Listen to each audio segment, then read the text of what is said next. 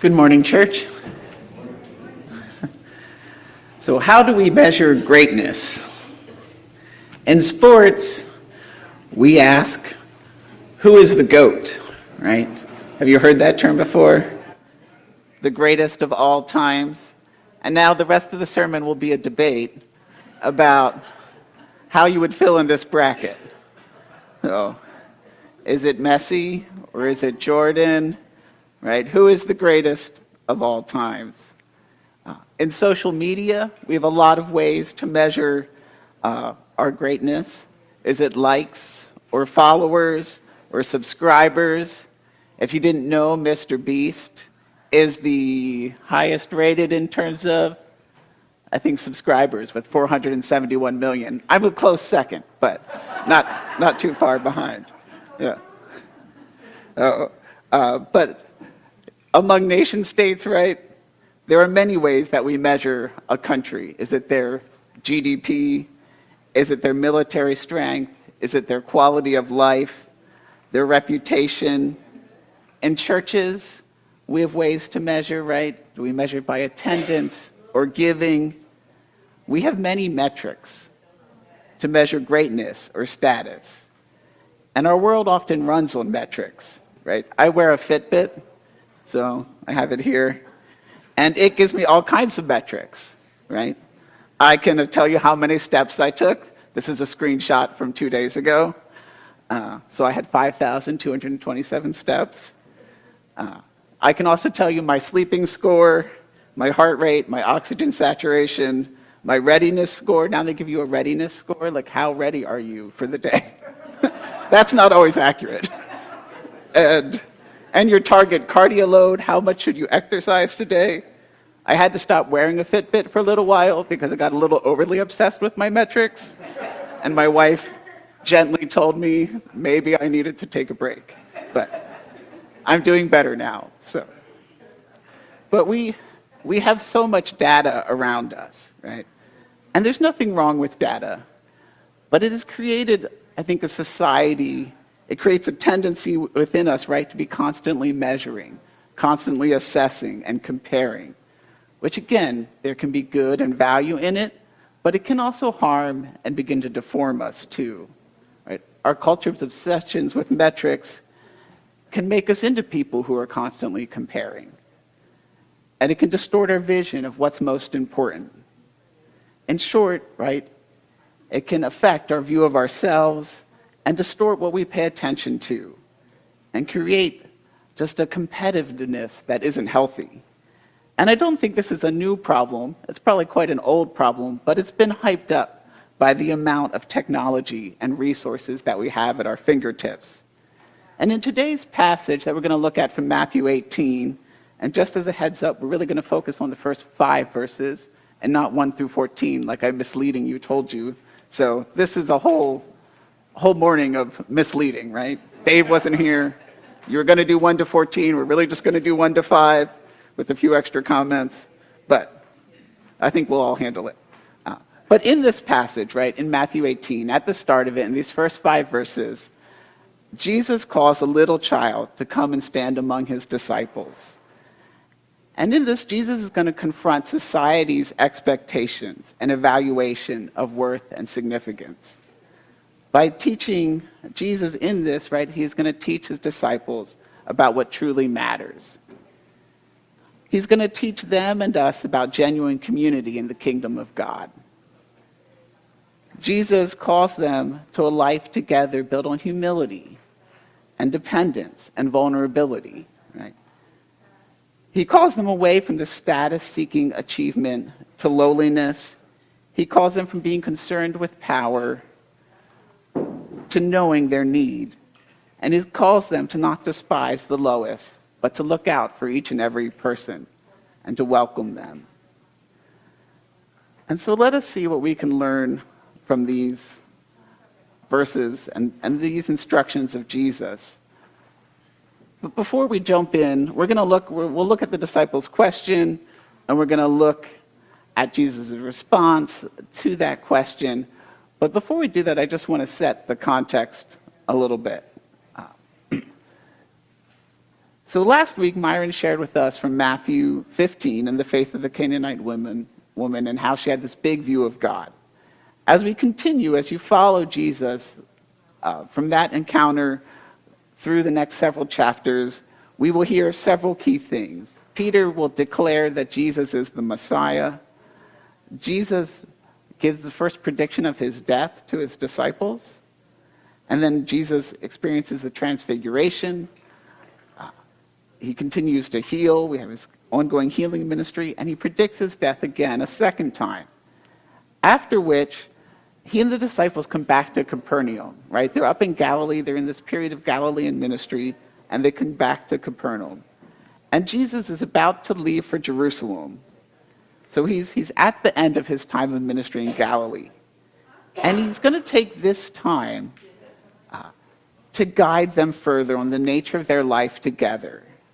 Chapter 18 is another series of kind of teachings of Jesus. Matthew groups these teachings of Jesus throughout his gospel. And chapter 18, which we're going to begin with, really focuses on what their life together should look like. And so let us consider and move in. You can open to Matthew 18 if you have it. You can also follow on the screen here. And let's begin with the question that the disciples ask. Matthew says, "At that time, the disciples came to Jesus and asked, 'Who then is the greatest in the kingdom of heaven?'" Right? Who then is the greatest in the kingdom of heaven? So the disciples are here gathered with Jesus back in Capernaum, and they come to him with this question, right? They want to know, who's the greatest? Who's the greatest in your kingdom, in God's kingdom? Notice that the question begins with this, who then is the greatest? The then, I think, like who then is pointing us back to their previous discussion. So they've been talking. And if you go back in chapter 17, you'll notice that Jesus was having this discussion with them about the temple tax. And Jesus, in that, he's comparing sons to those who are not, right? To just like citizens.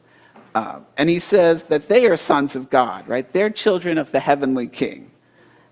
And so they don't need to pay, so it's like a discussion around who needs to pay the tax. But in that, he's asserting their identity, that they are children of the heavenly king. And interestingly, what do they want to know next, right? Well, how are we all ranked in this kingdom, right? Which one of them is the greatest? They seem to want to know how status, position, and authority are going to be figured out in God's kingdom. And they seem to particularly want to know about theirs, right? Where are they going to fall in the kingdom? And understandably, they lived in a very status-conscious society. Honor and rank were very important. And we know from elsewhere that such questions of rank and honor often occupied their minds, or at least they did at times, right? James and John asked to sit at the right and the left hand of Jesus, right? Who was going to have those special places of honor in the kingdom? I kind of think of it as like, so if I have my resume, what should I be listing at the top of it, right? To make sure I am,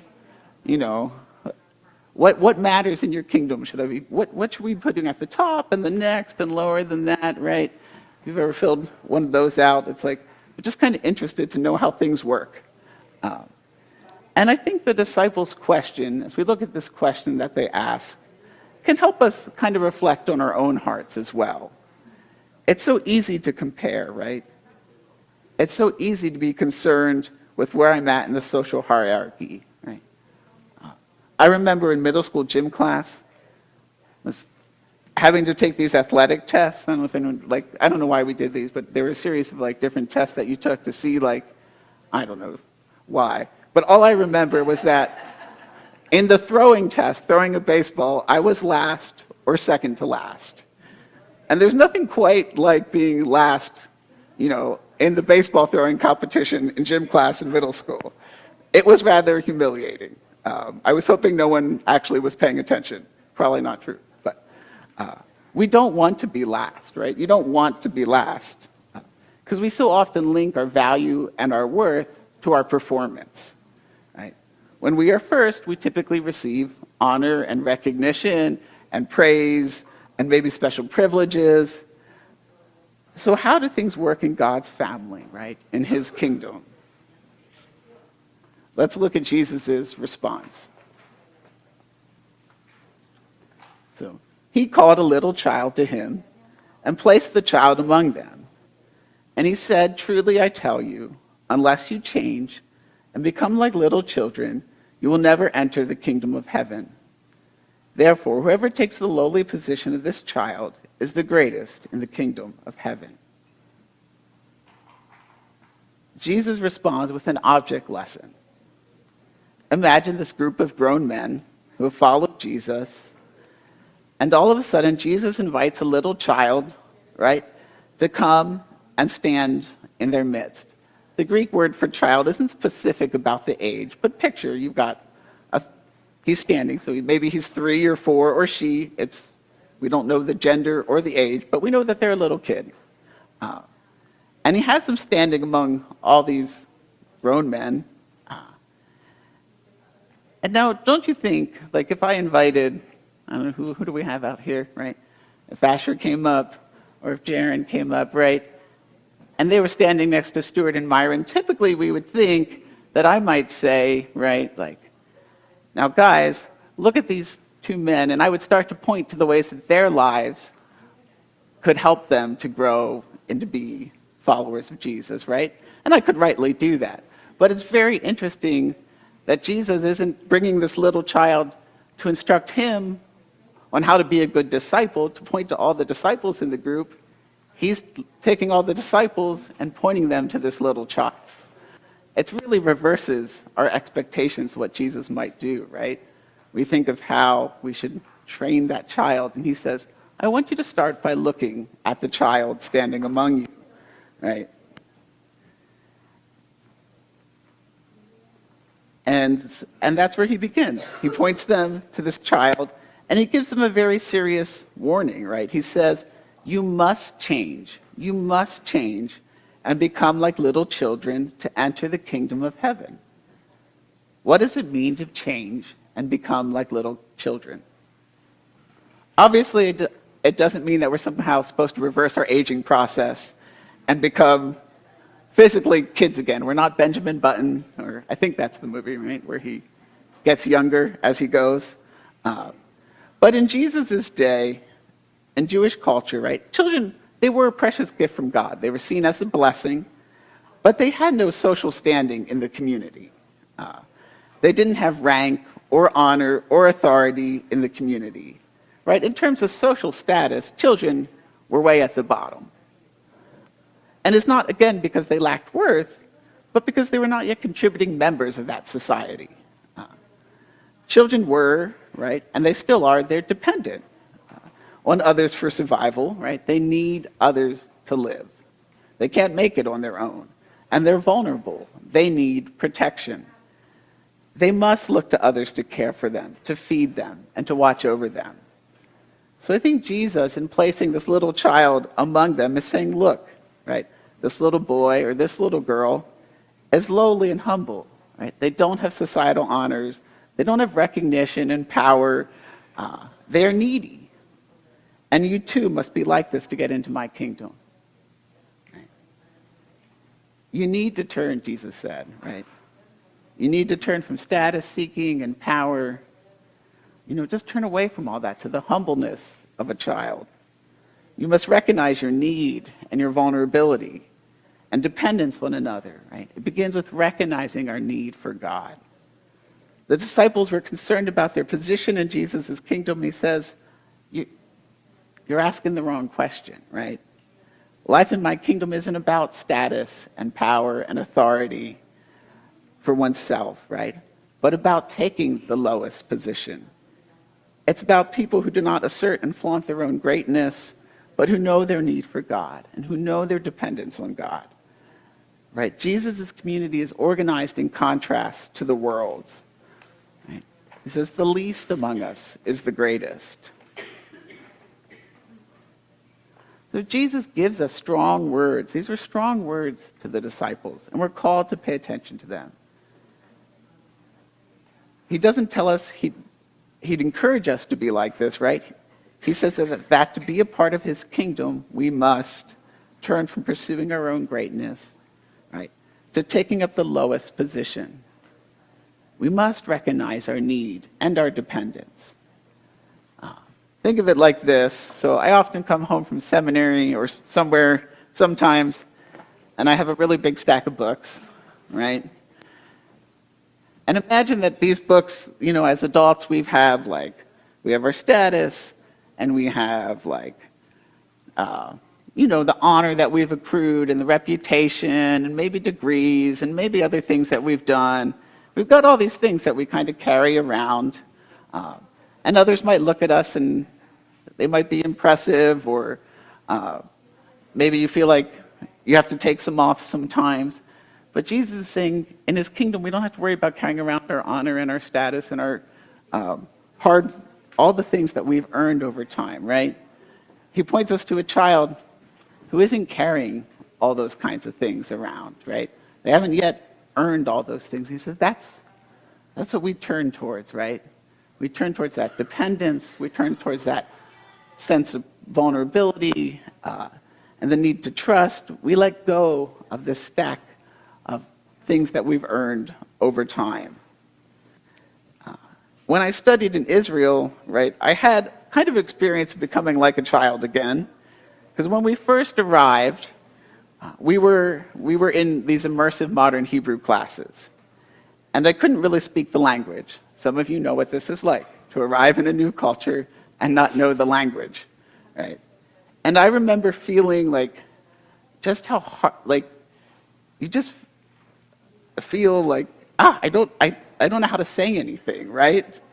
And I was stumbling through phrases in these classes, these are the green pants, and here is the door, and you're learning these basic phrases, and it's like becoming a child again. There's a humblingness to not knowing how to speak and how to communicate in a new language. And Jesus says that's a picture, right, of what it means to come back, to enter into my kingdom, right? You need to recognize that we're all children, right? And to recognize that it isn't our eloquence, it isn't all the things that we've achieved, right, that earn us positions and status and get us into the kingdom, right? It's our dependence on him. It's his mercy. And so we see beauty in Jesus' words, right? Because we don't have to earn it, right? Our resumes don't have to be so big. We don't have to preach so many sermons or do so many things. We enter again with that humility and that dependence and that trust. And it really speaks a different word than our culture, right? Because we live in a culture that promotes, that a level of personal ambition and status. And Jesus calls us to look different, right? This doesn't mean that we can't hold a wide variety of positions in society or in the church, right? There's different, God has gifted us differently. He has given us different interests and passions and giftings and personalities. But I think it says these are for the building up of the community and not for ourselves, right? We're still to be those who know our need for God, who know our need for each other, and work for the good of one another. And so I just invite you to think, as we're thinking about this, what might you need to let go of today, right? How might God be inviting you just to remember that he points us to children, to their humility, to that humbleness, and to that dependence and that trust? How might he invite us to turn in those ways? Jesus' teaching here makes me think of Paul's illustration to the Corinthians. I almost wonder if Paul was reflecting on Jesus' words when he writes to them about the human body, right? Paul reminds them that the head is Jesus of the body, and we're all parts of the body. And every part of that body is dependent on the head and needs the other parts, right? One part of the body trying to exist on its own is silly. It doesn't work. Nor does it make sense for any one part of our physical body to act as if it's better than all the rest, right? Every part is needed for us to function well.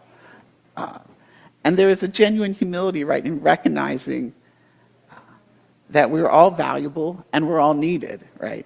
But we're also dependent on one another. We depend on each other and the parts working together for the good of the whole. So I think that's what Jesus' words are inviting them to see, right? They're dependent on God, and they need to be dependent on one another for the good of the whole of the kingdom. And lastly, I want to just reflect on Jesus' final phrase to them, where he says, "And whoever welcomes one such child in my name welcomes me." Right? He concludes kind of this section of his teaching by saying, "Whoever welcomes such a child welcomes me." Jesus constantly shows us how much he loves and values those whose society has overlooked. Right? You know, the children they just weren't very significant in Jesus' day, right? I mean, they were important for the continuation of the household, and they were valued, but they were at the low end of the social totem pole, right? But Jesus identifies himself with children.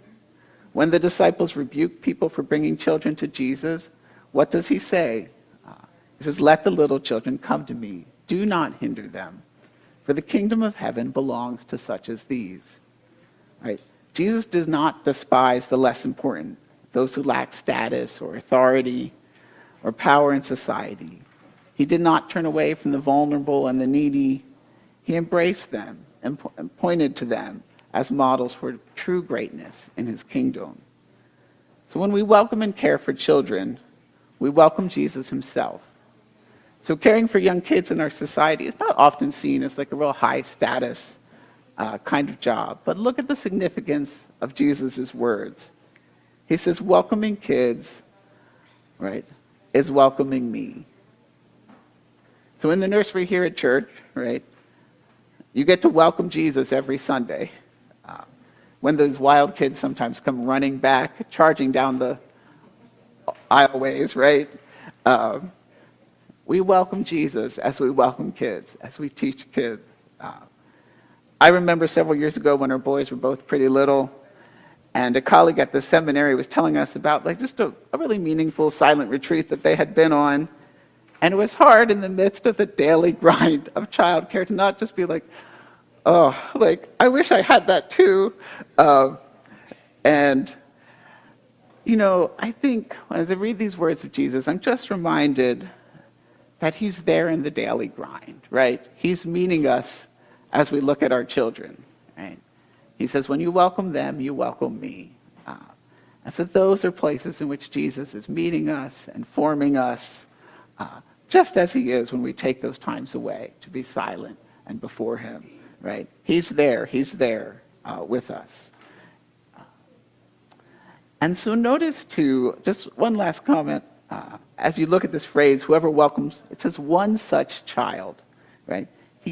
Jesus will begin this focus on the one, like just even considering just one child is welcoming me. He's not saying when your kids' ministry is, you know, reaches 100 plus, then you're welcoming me. He says one such child. When you welcome one such child, you welcome me.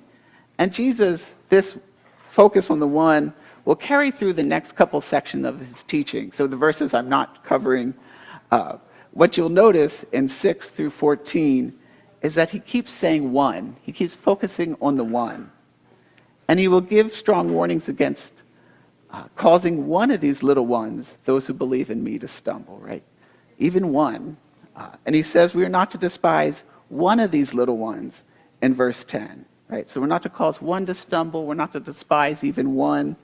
And he goes after that to tell how he searches for the one lost lamb, right? There's 99 there, but one has gone lost, and he searches for the one lost one. Because your Father in heaven is not willing that any of these little ones should perish.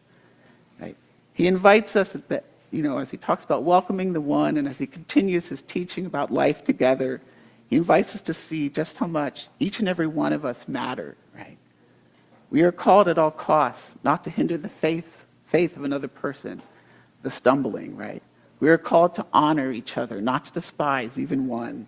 We're called to go after each other, each and every one who has wandered away, right? God rejoices in each little lamb who is found.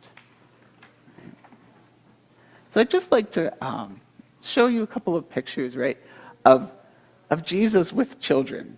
And I just invite you, as you've been thinking about these words that Jesus gives, how he points us to children, and he points us to being least is being greatest, as he points us towards his welcome and his care. Just reflect on these. I'm not going to say anything. I'm just going to show them and pause for a little bit, and then I'll have a few concluding remarks before communion here.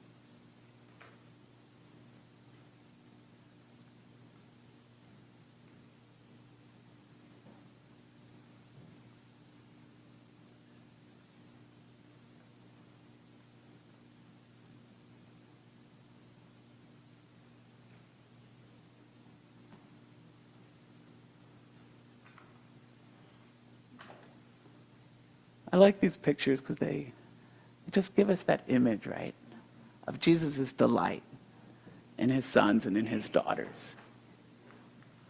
His desire to be with, his love for each and every one of his children.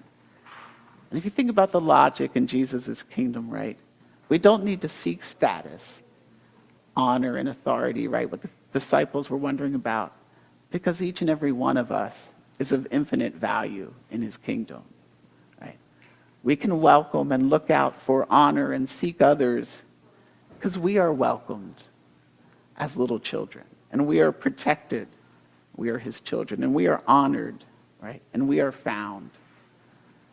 And we're called to be like lowly children, right? Those without status, those who are dependent and need others, because we have a loving Father, right, who welcomes us and cares for us and gives us a family in which we are sustained. We are part of a family in which we serve and in which we are served, right? So again, how might God be inviting you just to turn to him today? To turn and just rely on him, right? Become like a little child, right? It's not throwing out wisdom, it's recognizing our dependence, our need for him, right? Do you need to turn from a focus on building your own worth and your own sense of importance? Or do you need to remember just, again, that dependence, that you need him, that dependence on him? Or do you need to know he's the one who's truly looking out for you in the day in and the day out, right? So we're going to, as I mentioned, we're going to have the opportunity for communion today. And I want to show you one last picture. We have this picture in our living room, and it's Jesus at the table, right, at the communion table, hanging out with children. And I always love this picture. I am certain that meal with the disciples, you know, it was very weighty, right? Jesus knew what was coming. But I imagine that as Jesus, through all that he has accomplished, through his death and his resurrection, as he welcomes us back to his table, that there is much delight. And there is much joy as he sees his sons and his daughters come to the table. And I think that as we look at Jesus, right, we're just reminded that what he teaches us in this passage, he lived out throughout his life. right? In the wilderness, Satan offers him all the kingdoms of the world and their splendor, right? All the kingdoms of the world and their splendor. If Jesus will bow down to him, right? Satan puts it out there that you could have it all right now.